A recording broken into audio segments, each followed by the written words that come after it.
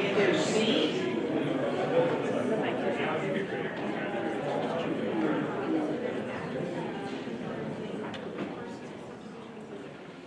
All right. Thank you everyone for being here. We have a forum, and we'll call the meeting to order at 2:02, the January 12th meeting of CAMPO. And the first order of business, we do have a quorum.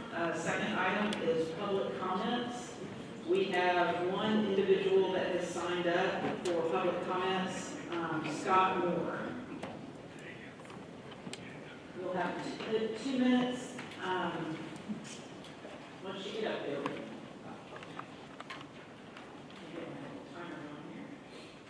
All right, welcome. Welcome. Thank you, Chairman. I appreciate the opportunity. Scott Moore, City Manager for the City of Mayor.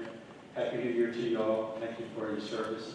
Just wanted to come and say thank you for allowing Mayor to be part of all the upcoming processes. We've been able to get moving on our 290 project with CTRA, and now we got some movement with our 973 project, one more to Samsung. But just letting you know that part of the region is really in need of a lot of attention. So we just want to make sure that as others come and speak to you about regional projects, we want to make sure that part of the region is looked upon, and we can do everything we can to support the different initiatives. Hopefully we can submit something for the upcoming call for projects to make sure our part of the region is looked upon to help. Because the growth in Maine is, if you've been to 290 East recently, you'll feel what we feel every day. And I just want to make sure that you go through the evaluation process and look at different projects for the regions that all communities that have a voice. Hopefully that voice will be heard, take into consideration all the requests accordingly. And just want to thank you for what you do. Thank you for allowing me to come and share these thoughts with you. And wish you all the best rest of the week. Thank you for being here. All right, that is all that we have signed up for public comments. And next is we don't need an executive session. Item number 4 is a report from the TAC. Madam Chair, the TAC did not. Oh, that's right, that's right. Okay, so there is no report from the TAC. All right, item number 5, is there a motion on the minutes from the November 10th meeting? Doctor moves for approval. All right, there's a motion, is there a second? Mayor Keeson seconds that. Any discussion? All right, all in favor? Anybody opposed? All right, motion passes unanimously. All right, item number 6, the election of officers for chair, vice chair, and secretary. On December the 12th-ish, I think, the nominating committee met, and that comprised of Matt Harris, Vanessa Fuentes, and myself. And at the time, the only people interested in serving for chair was our esteemed Rudy here, and secretary was Commissioner Theriot. And there were 2 individuals, Mayor Penman-Warren and Mayor Schrader, who expressed interest in vice chair. And there was discussion, both great individuals served their cities well, served on this board well, and it was ultimately the recommendation out of the nominating committee that Mayor Schrader be nominated to serve as vice chair. And so that's sort of that process.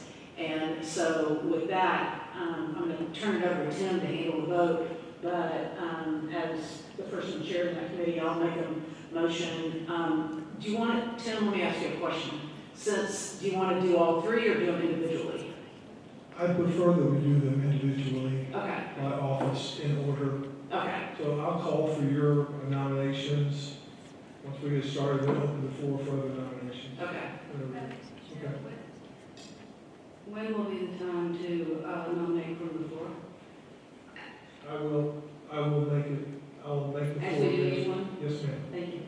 Madam Chair. I didn't know that I came. Sorry. Okay. I didn't hear the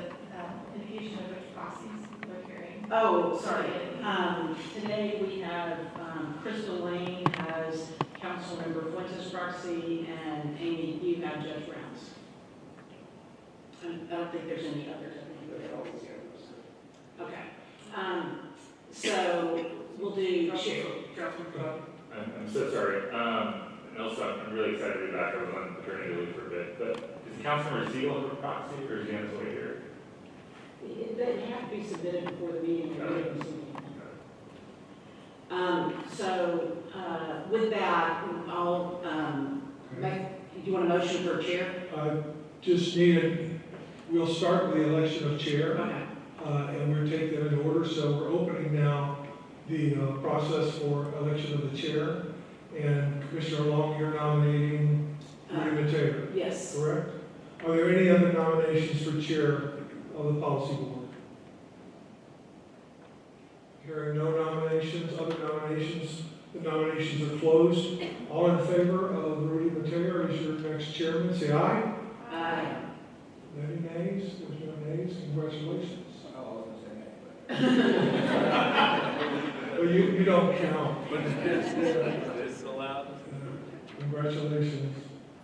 So we'll move on to the election of your vice chair. Commissioner Long, you're nominating Josh Schrader. Josh Schrader. All right. We have one nomination. The floor is open for other nominations. Other nominations?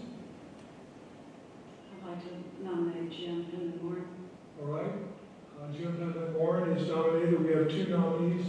Are there any other nominations? All right. The nominations are closed.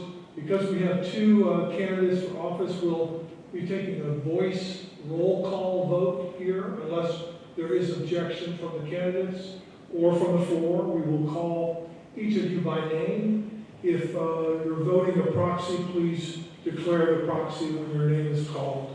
So can you come up here and help me tally this to make sure we have two people doing this? All right. We'll start with Commissioner Long. Mayor Schrader. Schrader. Rudy Mateo. Schrader. Clara Beckett. Mayor Schrader.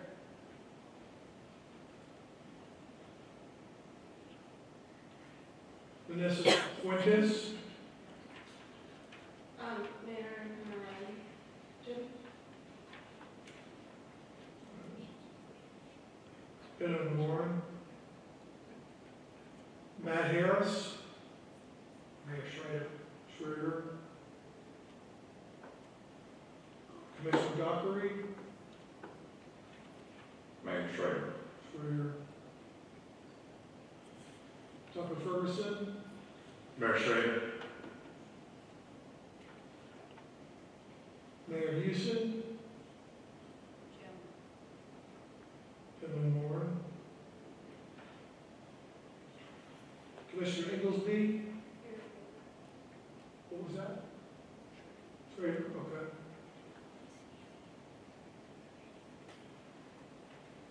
Mayor Mitchell.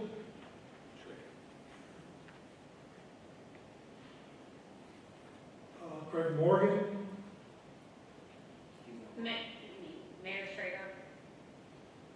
I'm his alternate. Oh, he's alternate. You are the alternate? Okay, Yes. okay.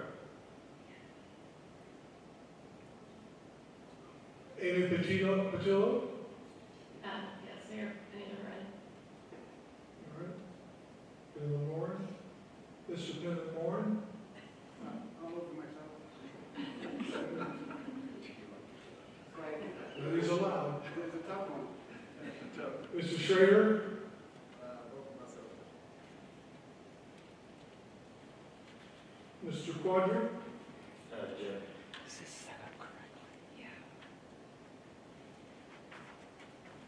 Mr. Siegel. Is that supposed to be on the mic? Mr. Siegel. Is that where you want it? Okay, all right. Does that change it? Ms. Lane. Is that better? Sure.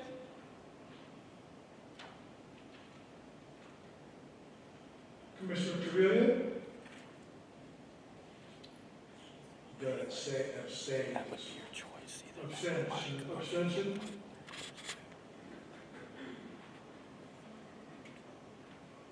Judge Brown? Mayor Penman. That's what I'm worried. And It's the mic on the camera. That's all. And not the input. Mr. Howard? Forced to pick Mayor Jim. Anyway, I hope that helps. Commissioner Terrio? Mayor Schroeder? Ms. Nicole Thompson? Jim.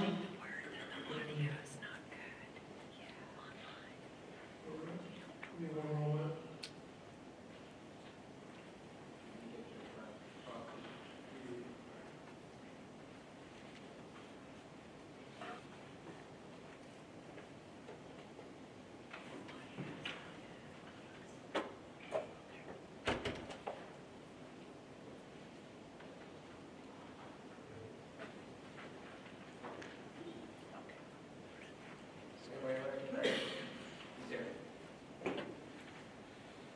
Mr. Siegel?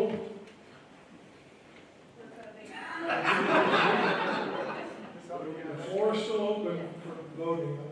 I'd like to vote for Mayor Jim. Mr. Penman, what was your vote? Yeah. Mayor Jim. Denver, okay.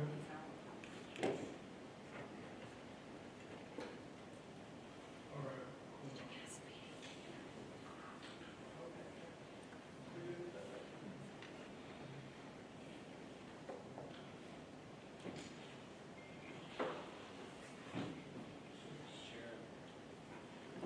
Chair, after the vote, I think there might be a smile comment or two to make. Sure. That might be allowed.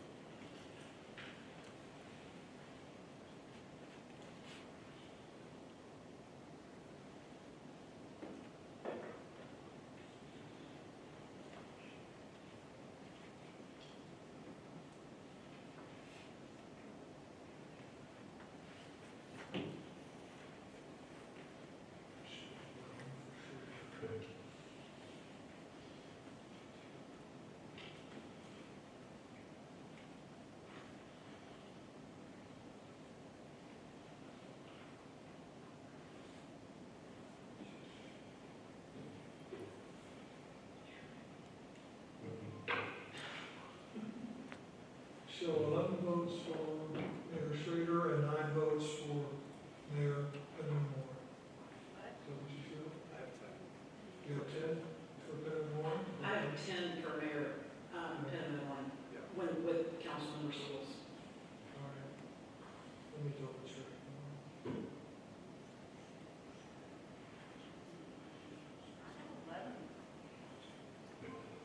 Yes, there's 10. I show 11 for Schrader and 10 for Penman-Moore. Yes.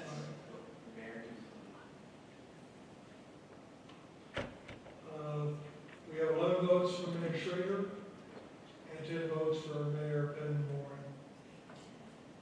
The results are that Mayor Schrader is elected with 11 votes.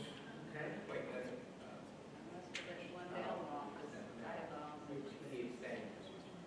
We have 1 abstention. Yes. So, congratulations, Mayor Schrader. Move on to Yes. Secretary. Yes.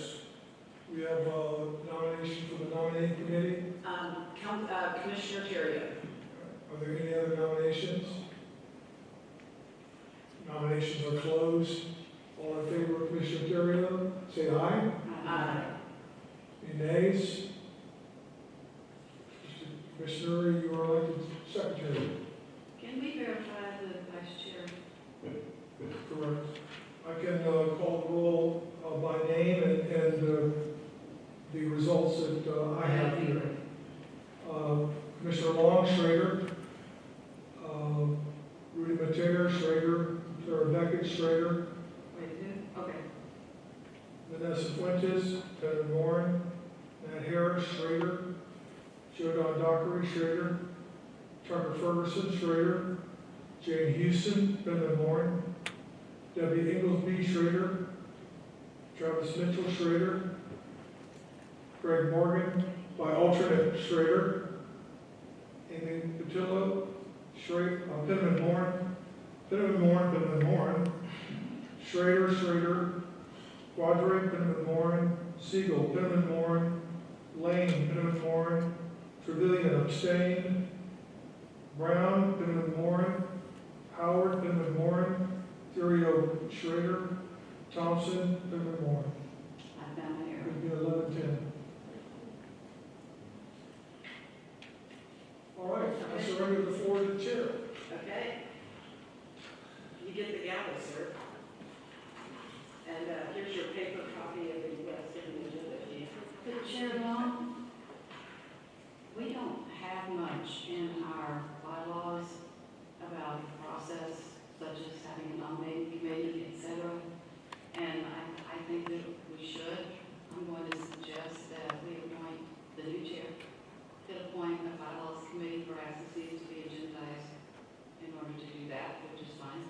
A bylaws committee, but if you choose to do that, I will serve, and indeed I will serve as chair to be more specific in our bylaws to bring some recommendations back.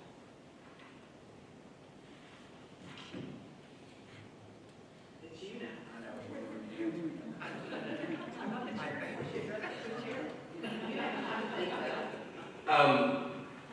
I don't think I need time to think about it, absolutely. Let's have a conversation about that, see what that shift from that. I think that from all of you, what you understand, you know about me all too well, is that I'm about collaboration, working as a team on things.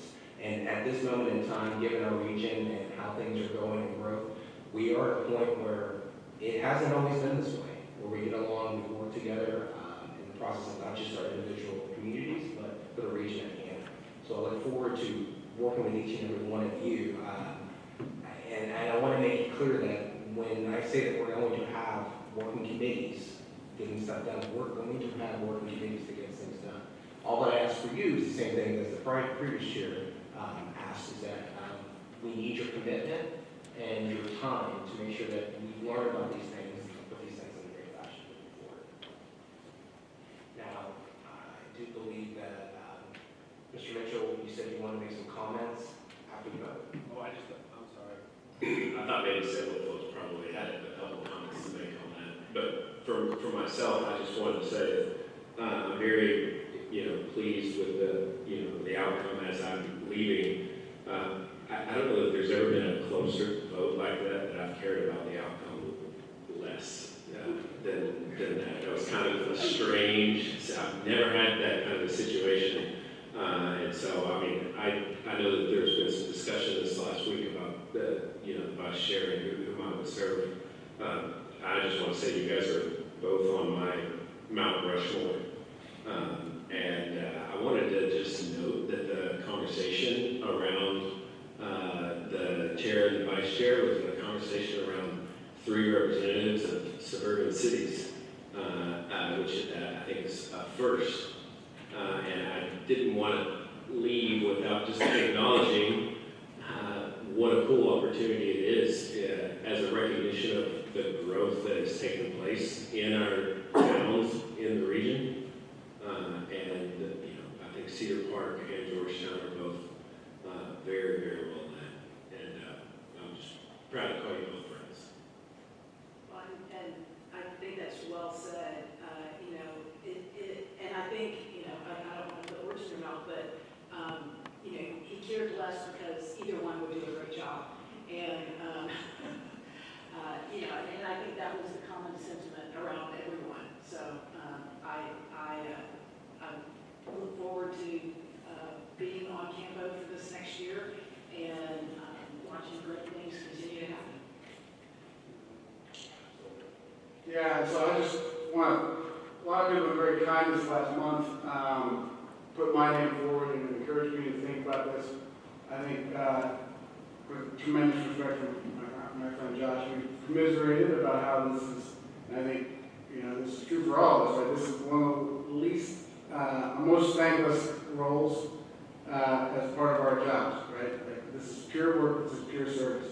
And so I wasn't going to take my name out of contention, and I've been very much appreciative of the kind things people have said and the people, the trust that people have placed in me and cast in this vote. But I've also always, to Travis's point, I think Josh and Rudy and everybody here comes to this place with the right spirit about let's make sure our region continues to move forward in a way that involves the best science, the best analysis, and a dialogue that includes the maximum amount of our citizens. And so, I'll continue to be here for that as will all of you. So, again, thank you to Jane and some of the others for your confidence. And even bigger thank you to Josh for carrying the work. So.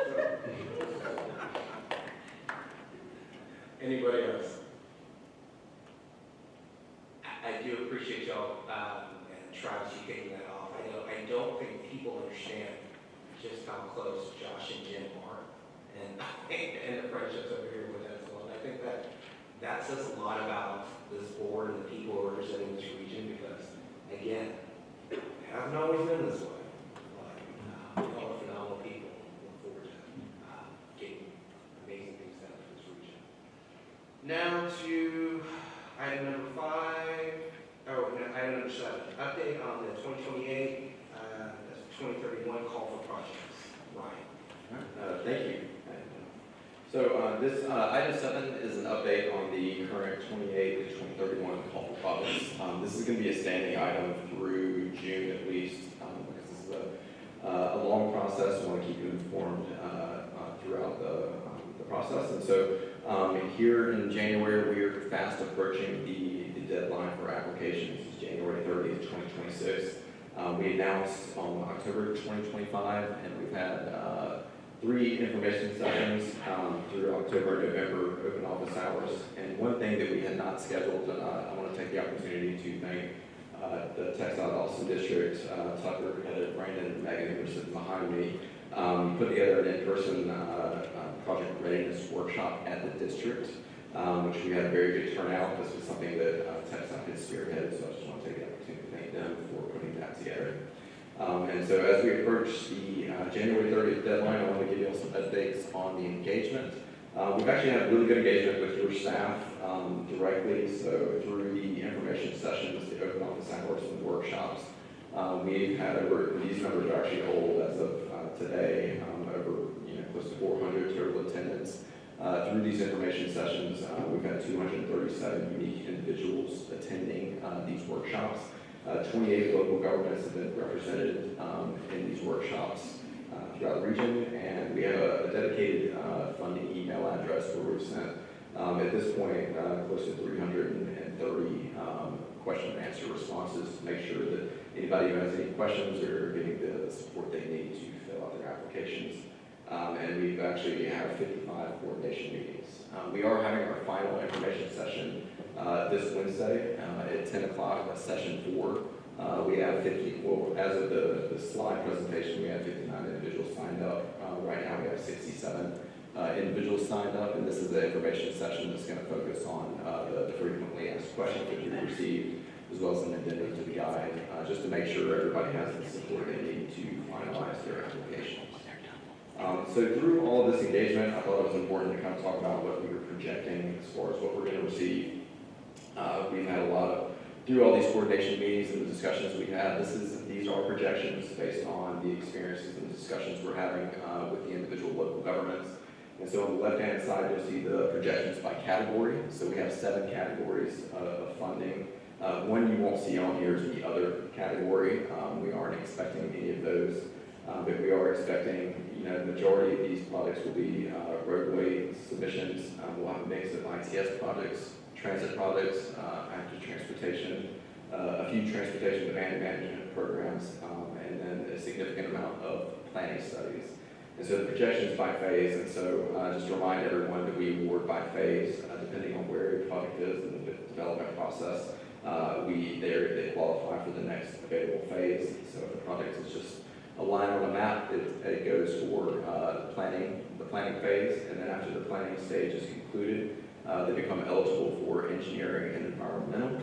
And then once engineering and environmental is complete, they become eligible for construction funding. What I think is interesting about this graph is that we are expecting the majority of phase requests to be construction, but taken together with planning and engineering, we are expecting probably more pre-construction submissions than we are construction submissions. So that'll be different from previous protocols. But again, you will see this graph again next month with the actual numbers once we receive go past the due date. So just want to give everyone an update and ask any questions as we head into the kind of final stretch before applications are due. So, thank you. Yes, ma'am. Mr. Chair, this will be fun. I just wanted to point out that significant number of planning projects, and my understanding is that typically CAMPO manages the projects that are in planning, and that can cause us to want to limit the number of planning projects based on how many CAMPO can handle. And I think I typically look at applications as reflecting the need and just the need of the community. And to accommodate that need, we might need to modify that, I don't know if it's a policy, a practice, guidance, and let some of the applicants who could manage their own projects manage their own, with whatever that might look like. To be able to spread out the work and meet the needs of the community. So, I don't know if that's an Ashby decision or a all of us decision, but I wanted to bring that up.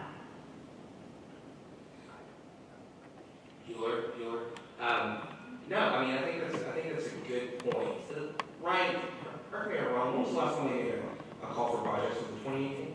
2018, yes. Okay, so it's been quite a while since we have. And I want to make sure I give a lot of credit to you and the staff, because I was there in December, and it was a packed house. And each and every one of you should be proud of all the folks representing you, attending there, getting information, and people interested in, where that's going from there. To the commissioner's point, and maybe that's an actual question, is that something that we would look at as a policy board, or how would we be able to go ahead and look and see what we can do to help maximize our ability to help have as many projects regarding that? So that can be handled in at least a couple of different ways. One could be as a direction to staff, to us, as we proceed through the project call. You could also look at it as something that's addressed when you actually make the awards to the project. We don't know what will clear until we get through them. I would, Mr. Chairman, like to go back and sort of give the history of how we got to this point, because most of the folks, probably with the exception of Commissioner Long, weren't on the board when sort of this came about. So when I came on as executive director in 2014, one of the charges I was given was to look at how efficient we had been with the funding that this body awards prior to then. And one of the things I noticed, whether it was surface transportation block grant funding, which this board awards, or CAMPO's planning fund money, was money had been awarded for planning studies in the past, and most of those studies were either never completed, or if they had been completed, the results were such that we could not use them to advance to project work. And one of the things I was told starting was no planning for the sake of planning development to projects, which is what we've done.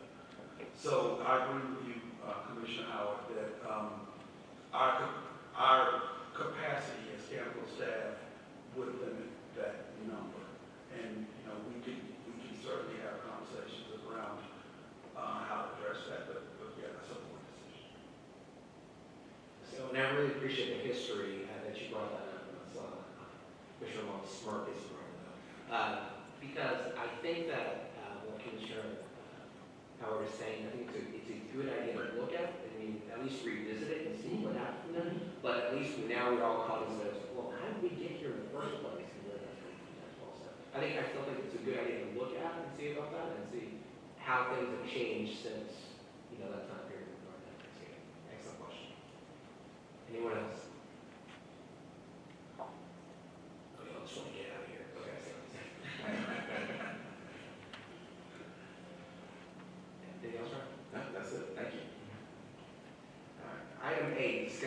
funding swap for the 183A frontage road projects. That's you again.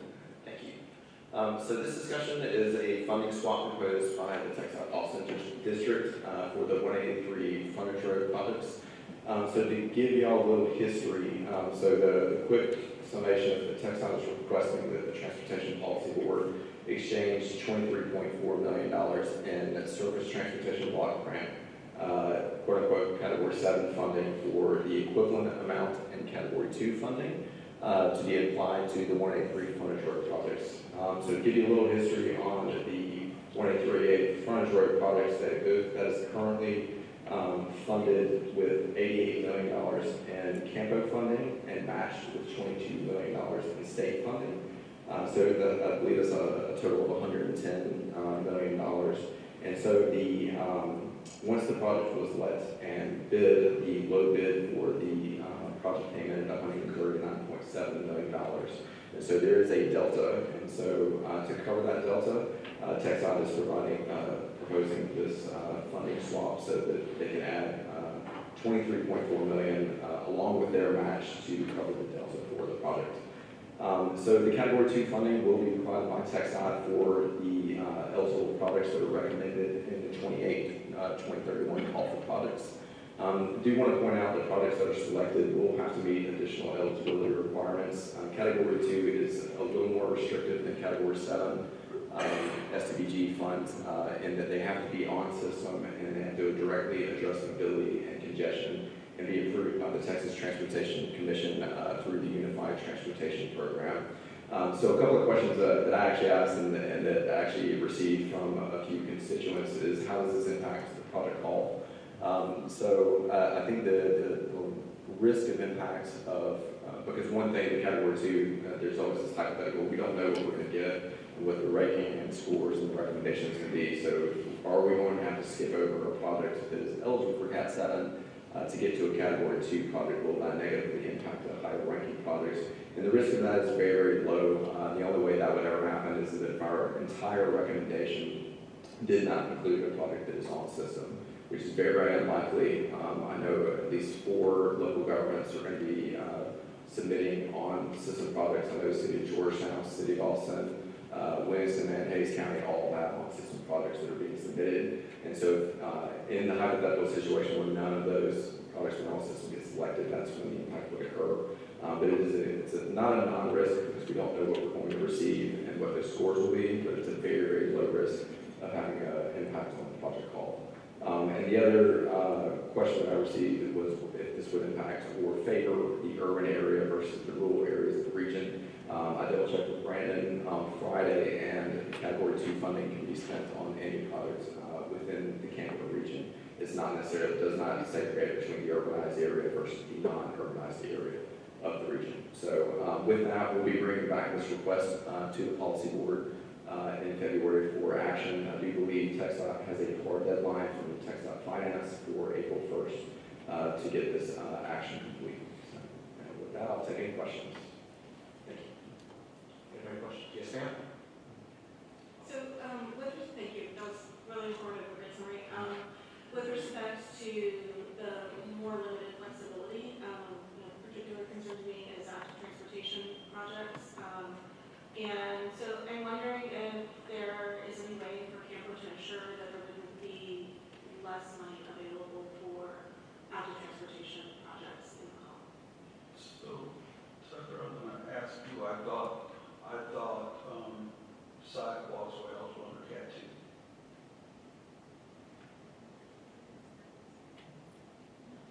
I'd like to ask my expert on this. I love the daisy chain. Yeah. From Brandon.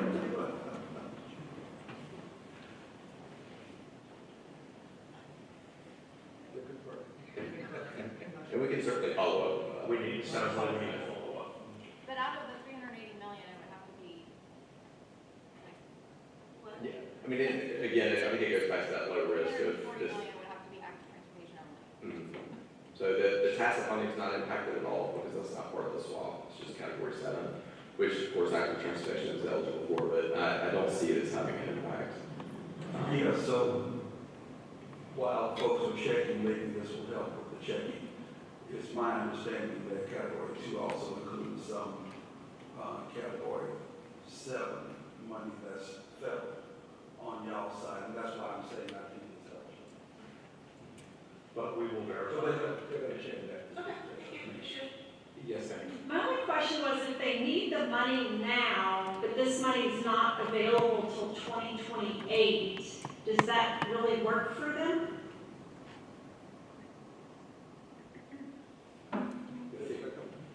Just monopoly money. Yeah, obviously, when we award a construction project, we pay it out over 3 or 4 years. And so our finance division requires us to authorize certain flavors of money, and we know we will get that flavor of money in time. It's just to program the money up front. We need to have it identified, and we know we'll be able to make it up well within the construction duration. Okay, thank you. We do have one public comment on this. Miriam from Rethink 35. Oh, and she brought her laptop. Okay. It's a complicated item. Good afternoon, Chair and board members, and congratulations to the newly elected officers. We look forward to working together in the years to come. Miriam Schoenfield here with Rethink 35. As was just discussed, this item involves swapping funds from 2 different categories, Category 7, which is CAMPO's most flexible funding source, and Category 2, which is more restricted. And we understand the reasons why this is necessary. We just have a simple request, which I think would lower the risk that Mr. Collins was referring to 0. So CAMPO has a policy of dedicating a minimum of 15% in general of Category 7 funds to active transportation. So we would just ask that CAMPO commit that the 15% be based on what the Category 7 funds would have been had this swap not taken place, as opposed to the lower amount that would be the base of the 15% as a result of the swap. So that's the ask, and I think that would make sure that the same amount of dollars of funding for active transportation is available regardless. Great point. Thank you, Mary. Any other comments? Okay. I think you've heard enough of our discussion to see what the permeation would look at and see where things go. So appreciate that. Thank you. Item 9, discussion of Breaker Lane North funding and scope change. And you're 3 for 3. Let's go, Ray. I think we were going to postpone that item until next month. Oh, thank you. I'm sorry.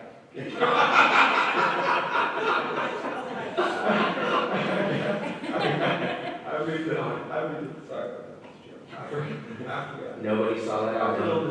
That item does not exist. Item 10, Executive Director's Report on Transportation Planning. Thank you, Mr. Chairman. So, at least one thing to announce today. So many of our local governments recently got notice of federal discretionary funding awards. And I'll tie this back to our earlier conversation about planning these projects, because my staff said, oh, you don't need to give us any credit, but I do. So we did our, if you recall, our Safe Streets for All grant, and we did our county level safety projects for 5 of our 6 counties. Stratford County got their own award that they did. There's a collaboration with us, and so the city of Austin. So we received notice, and at the request of Bob Day, who was the thank you. So, Director of Infrastructure for Williamson County, we have moved the date up so we could make sure that the local governments had a chance to use the information that we had to submit for the call. Results: Williamson County received $20 million in an implementation grant. Then for Hayes County also received an award. City of Kyle received an award. City of Maynard received an award, and then Travis County Emergency Service District 2 also got an award as well. So, payoff.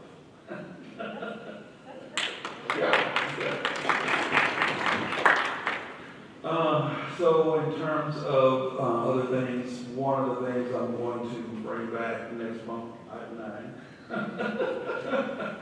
But also, we will run through the upcoming calendar for the year, as we normally do, for y'all, and tell you where we think we will have items, especially auctions, where we'll be asking for decisions. That will be out there. Then I've got another, as I said to Commissioner Long a month ago, when I was visiting with her, I've got another idea that I want to run past this body and see what you think about it. I would not be looking for money if it works the way I think, but so we'll bring that forward next month. Anything else? That's true. All right, that leads us to item 11, announcements. Last. Next technical advisory committee meeting is January 26th, 2026 at 2 p.m. Next transportation policy board meeting, February 9th, 2026. So we're bringing Valentine's Day stuff like we did last time. That's just for a tradition. We can. And oh, that is true. Yeah, absolutely. We'll make sure we have some grease over there as well. It's become a whole thing now as well. Regarding announcements from the chair, the biggest thing is I want to say thank you to each and every one of you putting your faith in me to help support and lead this amazing board and these people. I'm excited and humbled by it. It's the moment's not lost on me regarding what that means in a lot of different ways, and I really do appreciate it. I know that for many of us, this coming Monday, we're going to have various different LK celebrations around the region, and I would encourage each and every one of you, as a reminder that that's not a day on, it's a day off. Your leadership community is so great, and I would encourage each and every one of you to talk to each other to see about visiting each other's different celebrations and working like that. Remember the King had it all before all this right as well. Otherwise, by the time we go ahead and count back, the Longhorns should have avenged at least an LSU loss before that went there. Oh, yes, ma'am. I'm sorry, I've talked too much today, I apologize, but I wanted to just remind everybody about the subcommittees that Cynthia formed last year. And I know one group had met, and I know there was talk last week about another group meeting, but however we're gonna sort of embody that work and bring it to light, I'd like us to know that and everybody to know it. So I don't know what the process is, but I look forward to that, and I think a lot of us do. And so, I'm encouraged by all the outreach we had this past week over this election that we didn't know was to be a to-do. But the work this body does is important for our region, and let's, I'm so grateful to Cynthia for sort of showing us how you can master how this work happens, but it's complicated, and I think we benefit from more discussion and learning together so we can catch up to Cynthia's understanding of how this works. And so I just thank you all for volunteering to take this on, and let the rest of us help because it matters to our region. And I love the way you put it, and this is no longer main person, but okay, Councilman Fuentes, I think she put it best previously, speaking about the need for us to better understand what these decisions are made, how they're made, and how we help shape what we can within our abilities to do so. I think if we have that baseline and that cognizant understanding, that makes a demonstrable difference not only in our conversations with staff, but also with one another, and the public at large regarding these things. These are not easy issues. These are complicated issues. But I think that we have one thing in common that we all agree, is that we need to make it for every citizen in our region the best ability for them to be able to go ahead and get from A to B without a lot of barriers that put in place right there as well. With that goal in mind, I really do think that we can go ahead and do some really innovative and amazing things together to make sure that we're able to achieve that. Thank you, Commissioner. With that said, it is 2:46. 7, don't ever say I don't give you time. I mean, so,